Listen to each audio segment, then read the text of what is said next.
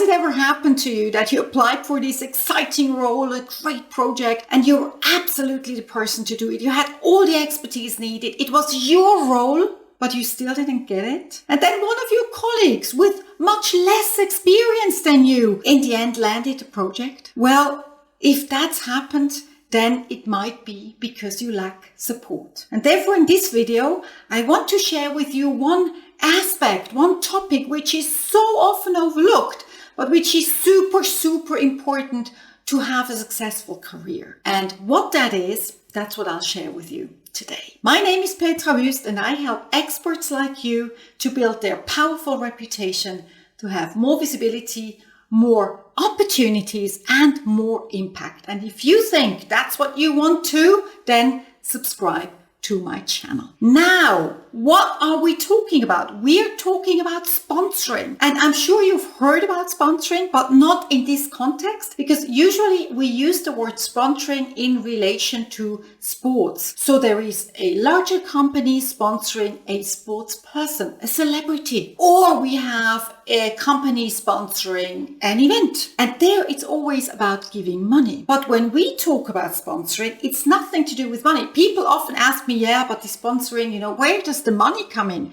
Well, no, the money doesn't come in. So this is not about giving money, but this is giving another resource, which is power. And that is a resource we hardly ever use for ourselves. So in order to show you what sponsoring exactly is and who would be a good sponsor for you, I want to first make this distinction between mentoring and sponsoring. I'm sure you've heard about mentoring. Mentoring is fairly well known. A mentor is a more senior person. It's an experienced person. It's a person who has taken the same journey that you're on, who has already succeeded to a large extent in this journey, and who can now share their experience, share their learnings with you. So here it's about sharing experience. The sponsor, on the other hand, is also a senior person like the mentor. It's also an experienced person, but the person doesn't share learnings, but shares power. The sponsor is the person sitting at that table where you are not sitting. It's the person influencing the decision, and it's the person advocating for you. So if you apply for that project that we were talking about, that in the end your colleague got, it's not just about expertise. Yes, you need the expertise. If you lack the expertise completely, you're not going to get it. But if you have expertise to a certain extent and people think that person with that kind of expertise can do it, it's going to be okay, but it's not going to be enough. You need that person mentioning your name. You need that person advocating for you, saying, oh, Denise, she's doing such a great job. We have to support her. She has to do it. It's the person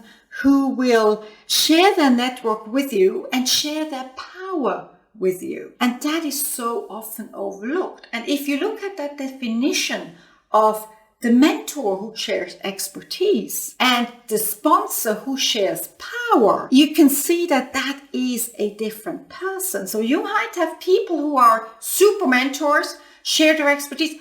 Let's take me, for example. I also act as mentor. And with my mentee, what do we discuss? We often discuss, for example, decisions that she needs to take. My mentee has got lots of interest. She works in many different projects and she loves that. But she has to be very careful not to be too stretched. When a new opportunity comes up, she often discusses it with me.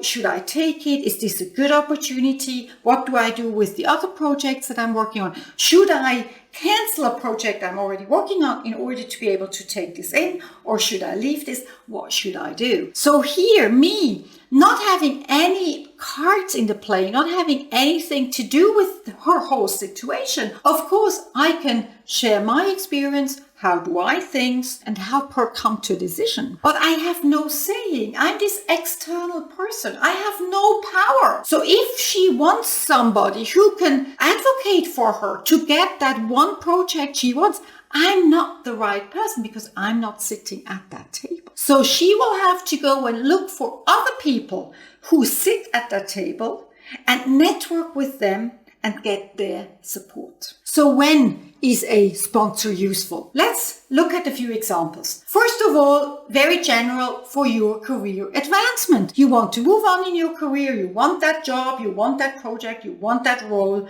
you need people supporting you. Second example, if you want to break into a new industry, so let's say you work in the medical field and now you want to move into pharma, but you don't really have the track record in pharma, you don't have that much of a network. There is very important to have that, at least that one person advocating for you who says, well, I know that this is a career transition. I know that that person doesn't have the track record, but I know she can do a great job, and let's have her. You will see she will be just fabulous in this job. You need that kind of person to help you build your reputation. Another example is if you want to overcome systemic barriers. For example, you're a woman. You want to move into the board, but the company where you work does not have any women on the board. So therefore, that's a cultural systemic barrier, and you need very strong support in order to take that step. If you work in research, you need funding.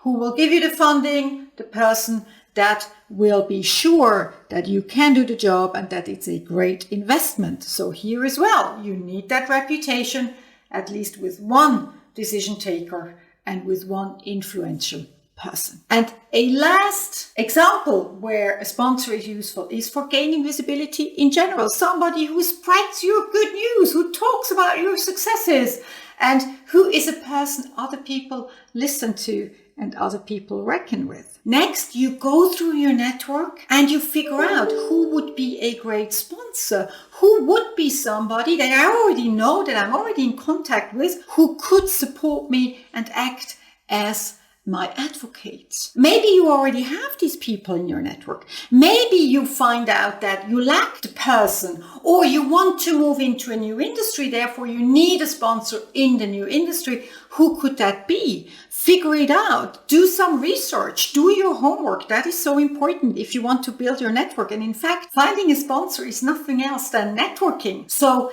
that is so important. Do your homework. Figure out who would be an interesting person and what are their interests, what are their needs, what do I have to do, how can I create added value for them so that they will support me in return. Because people in the end, they always ask themselves, what is in it for me? They always want to have a benefit. And that is what you have to do. You have to find it out. And one very, very important aspect here is it'll not come to you.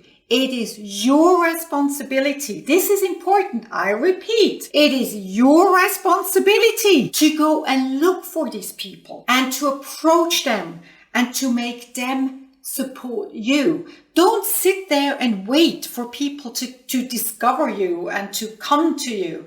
They won't. You have to take that first step. And I wish you lots of success in doing this. And I know exactly that you can do this. It might take a bit of courage to go and approach these people. I do understand that. But you have so much to offer. You're such a valuable person. Make them see what you have to offer and they will be happy and gladly support you. And often people, they love to help. We're often so reluctant to asking. But in fact, people love to help. People love to support. And if you do this in a good way and you go there and you approach them, hey, what do you have to lose? Nothing. But you have to do it. And if you want to learn more about how to build your network, how to use your network, how to gain visibility, then check out my Trusted Expert program, my online program, where we will go through all that and we will look at all that in more detail. I'm looking forward to seeing you there. Ciao.